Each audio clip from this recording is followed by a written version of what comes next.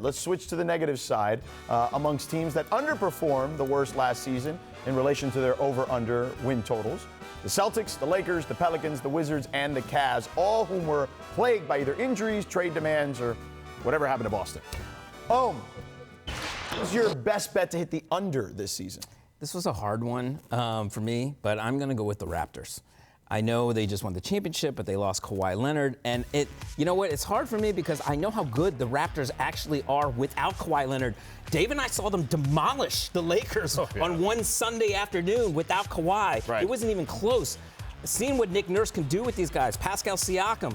But they are one significant injury or one Kyle Lowry injury away from not being a playoff team. Right. So I think they're going to come in less than 46 wins. 46 and a half, right? So they have to hit 47. That's a lot of wins, Maybe Dave. they get 44 wins. Who knows? Yeah, I'm going to go to the basement.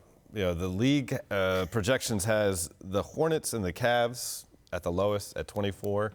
That's not low enough for the Hornets. Right. Oh, that's a good Michael move. Jordan's big win this offseason is Zion Williamson signing his shoe deal. Right.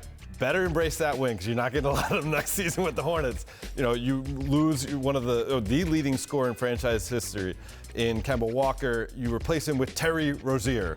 You don't have, Bridges can dunk, and he showed some signs last year. Sleep on my guy Bridges. But Bridges and Monk and some other of the young talent, we haven't seen them showing signs that they're ready to take the leap, and they're going to get beat up by a lot of teams. Yeah, and look, the one thing we can count on is that young teams don't win a lot of games in this NBA. And look, I did some of Bridges' games in Summer League, and he was working on his three-point shot. He had some games where it was falling for him. So I think that's an aspect of his game he's going to have to continue to work on. But yeah, this is a punt season for the Hornets. That's actually a very good pick. The Raptors one is interesting because, as you mentioned, injuries could play a factor.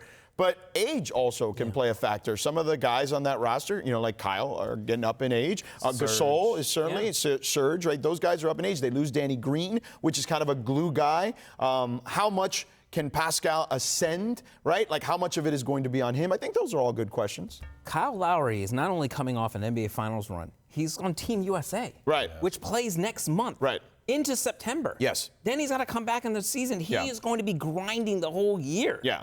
So my pick is going to be the Knicks. I'm going in the other direction.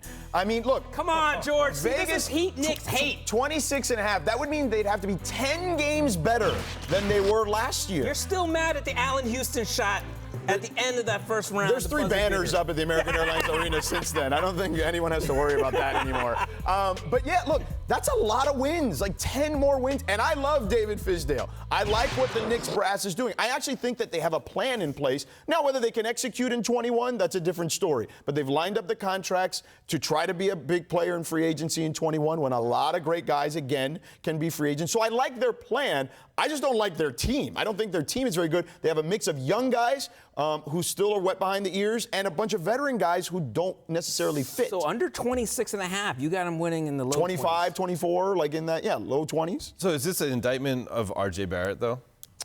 Specifically? He's not, I mean, that's putting a lot on this kid. I think R.J. Barrett is going to be really good at this level, especially once his shot starts to develop more consistently, because he's great in transition. I think he plays the lanes really well on defense. He can get to the basket. I think he does a lot of things that in today's NBA work. But that's a lot to ask you look at a young guy coming in, he needs some development. Come on, man, that's a lot to ask of him. I don't think that's fair to ask of him. So them being under this year, there's just too many young guys and then a bunch of old guys on short contracts. That's usually not a good mix. Nah, I'm putting my stock in Julius Randle to get them above 26 wins. And Bobby Portis says playoffs. Yes. Thanks for watching ESPN on YouTube. For more sports highlights and analysis, be sure to download the ESPN app. And for live streaming sports and premium content, subscribe to ESPN+.